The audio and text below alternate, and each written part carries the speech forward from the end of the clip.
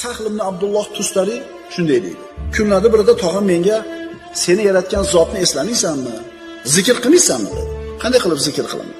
Tog'am aytdi, to'shagingga yotib, tilingni qimlatmasdan 3 marta Allohu ma'i, Allohu nodirun ilay, Allohu shahidi. Alloh men bilan birga, menga qarab turibdi. Alloh mening guvohim degin. Tilingni qimlatmasdan. Diling bilan aytib qo'ysang bo'ldi. 3 kun aytdi, odat bo'lib qoldi. Tog'am endi shu so'zlarni 7 martadan qaytardi. Buni ham qaytardi. Tog'asi 11 martadan aytdi.